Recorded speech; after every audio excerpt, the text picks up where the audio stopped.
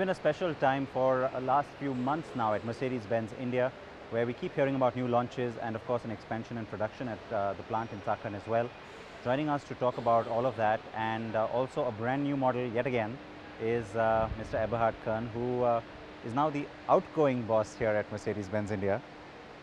Sid, hey, It's good to see you. been special, Eberhard, and I can't believe your 3 years have already whizzed by. Yeah. I'm sure you have the same feeling. It went over like this. Yeah, the 3 years it was. I remember when I arrived in the end of 2012. It was like yesterday. Yeah, like yesterday. The 3 years went over like nothing. It was such a great experience, and yes, having to leave next week to take over a new role in our European setup.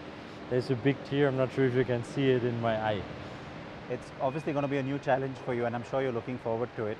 But the time that you were here, besides the fact that, of course, professionally for you, I know it was a very exciting time. For the market as well, it's been a difficult time, and yet Mercedes has sort of come out on top. A lot of hard work gone into that? Of course, some work is involved if you are Some work. assigned to a job like that. But I have to say, from a personal perspective, it was really the probably most enriching time my wife and I experienced ever. So much warmness, so much welcoming culture. We have many Indian friends. It's not an expat community as you sometimes experience in other countries. No, you're really part of the Indian kind of structures and society.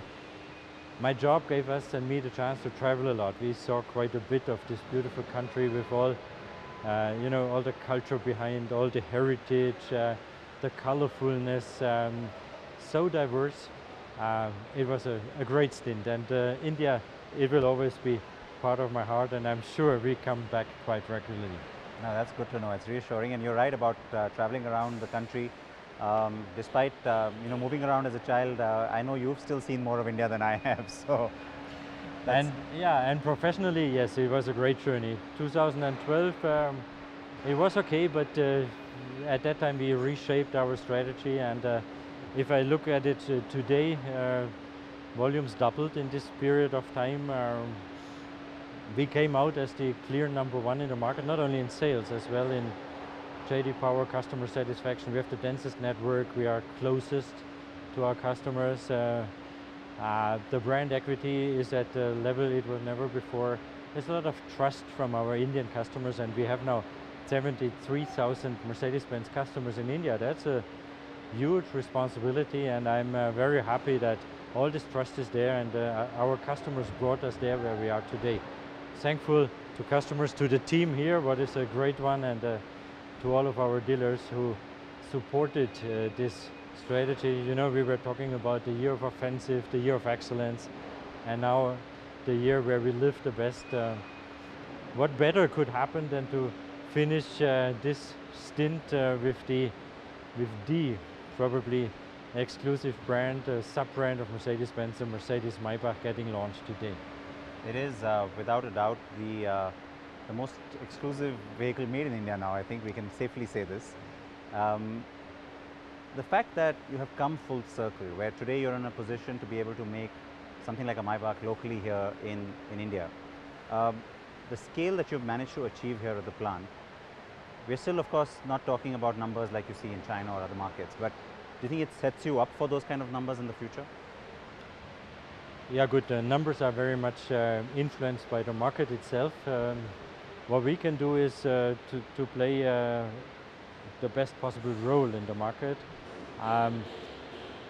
From a production point of view, from operations point of view, yes, there is no other plant in the world besides Sindelfingen, the mother plant of the Mercedes-Maybach, where the Maybach is getting manufactured. And I think it's a very good sign. Yeah?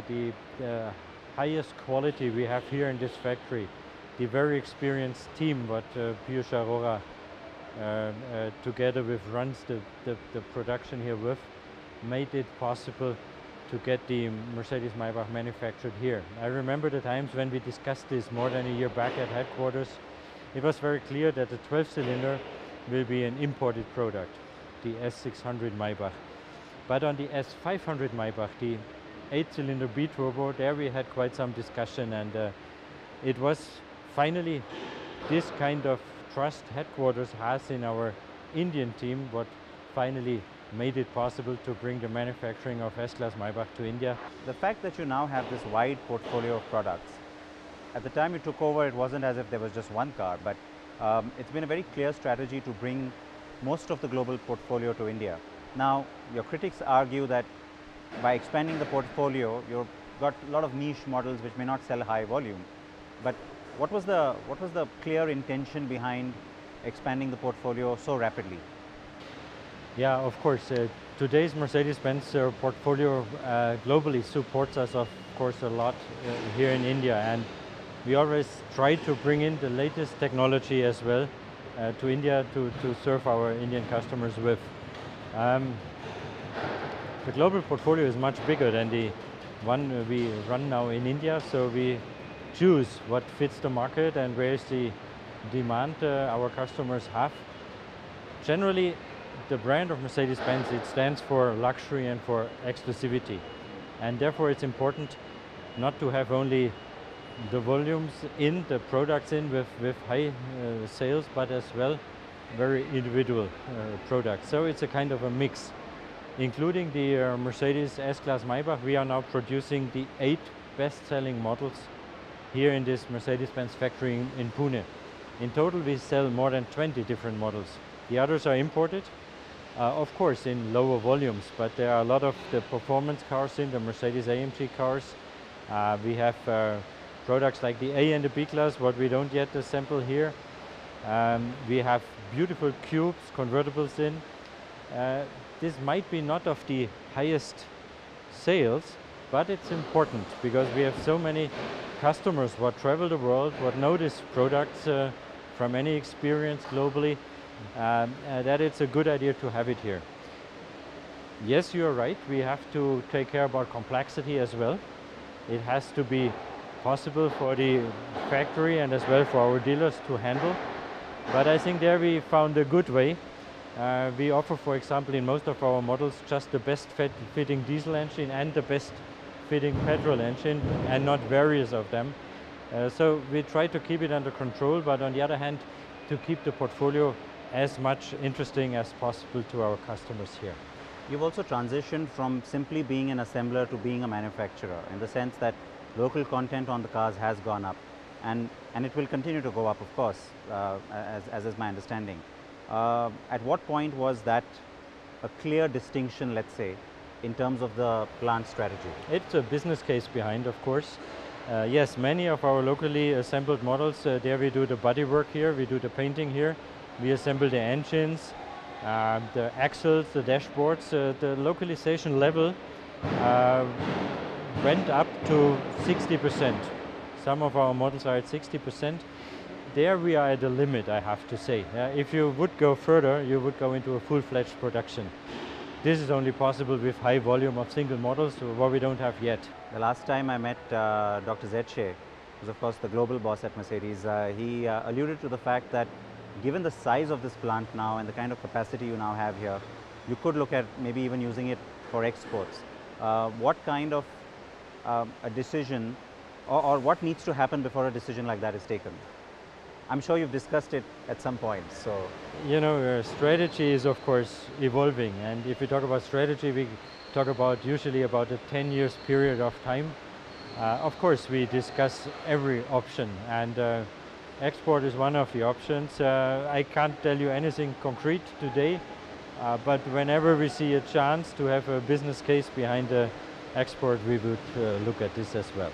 You've also, of course, expanded the top end of the range. You've got Maybach in now. The S-Class itself has done well, and there's also the AMG portfolio, which has become robust now in India. AMG is a great brand builder for you, no doubt about it. And of course, the volumes will be small. But how has the people who have bought the cars, the customers you do have, how have they received these cars? I mean, how are they doing out on the open road in India? Today, Mercedes-AMG is the clear leader in the super performance cars area. Why is this the case?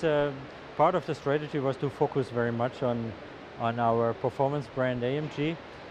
We introduced 5 AMG performance centers: Delhi, Mumbai, Bangalore, Pune, Hyderabad. we expanded the portfolio there as well.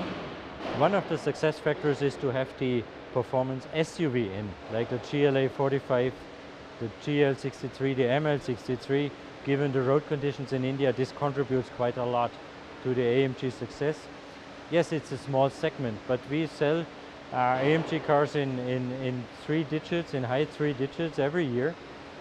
This makes it a real contributor, not only paying into the image of the brand, but as well giving us quite some reasonable business. So it was a good decision to focus on AMGs.